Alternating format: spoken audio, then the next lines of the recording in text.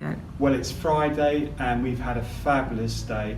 Happy, I would say so. Telford and Wrekin, what a customer journey they've created. Let me talk you through it. So first we started off with the principles. So we said we need to have the right time, the appropriate time, open and honest conversations that are personal to the person. This communication needs to happen even when it's difficult, but we need some continuity there as well. The person needs to listen with empathy and understanding. And once we've had those conversations and they know who to contact, we know that that professional, that practitioner, that volunteer, that third sector worker will get back to the individual. We also said around continuity that the person would only tell their story once. We would hear that with respect. Part of the principles as well is that we're always promoting for people to be as independent as they can. This mutual respect came through as well, and everything we should do is person-centred. We almost say that's the foundation of the customer journey. So let's hear it. So we had community, we had first contact, hubs, home, and review or checking as well. So on the community, what we looked at was that people know how to get help, and it was just so easy. And in the red speech bubble here, it's so easy, I know what to do. And we're hoping that even before people access their first point of contact, that will happen. So they know their options, they know who to speak to, they know how to speak to, they know how things are linked, they know what to do when they just need a little bit of support, or what to do when they're in a crisis. They also know that what they can do for themselves. This information will be accessible as well. Okay, so just recapping on the first contact, it's great that the person, now I know and I'm clear about what should happen next. And because they've spoken to a group of people that have the skills and the knowledge, they know a little about a lot of things. So we're kind of moving through, and maybe there needs to be something more than just a good conversation and some thinking around. So it might be that the person goes into a hub. They might go informally as a drop-in, or there might be something around a booked appointment as well. Within the hub, it was suggested here that there might be a really big central hub. Somebody actually called it the mothership. And within that mothership, there'll be all singing, all dancing, but there'll be other specific hubs in different localities that meet the needs of that community. So smaller hubs. There might be a virtual hub, a Skyped hub as well.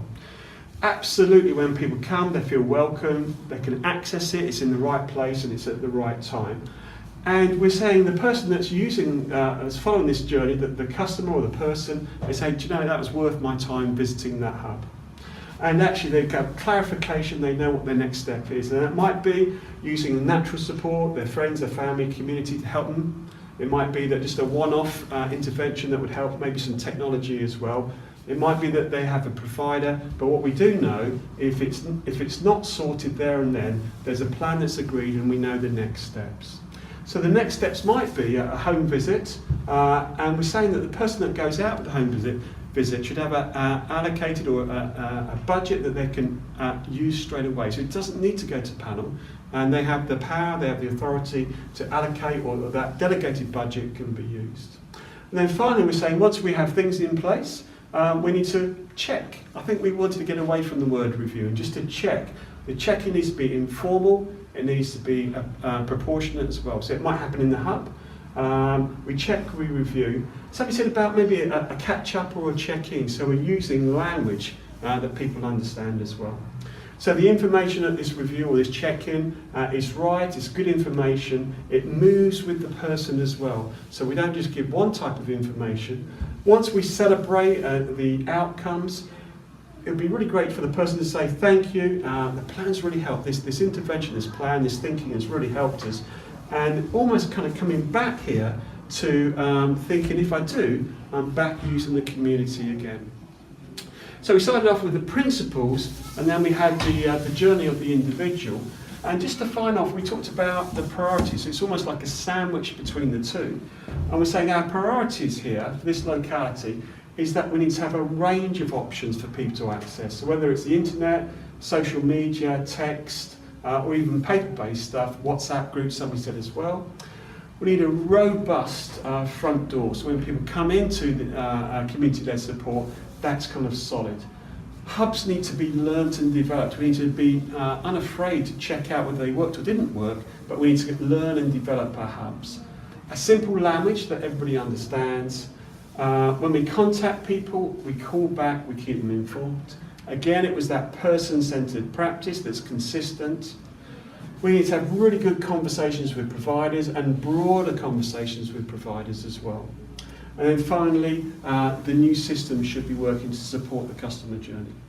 Now, you probably notice at the bottom here there's some yellow cards as well, and just haven't really got time to say that, but we're seeing it almost like a duck underwater. So the customer experience is like this smooth kind of flow, but actually what the staff, the practitioners will be doing underneath is working really, really hard. So a lot of these cards here with the writing on is those structures and processes that make it seem effortless and seamless.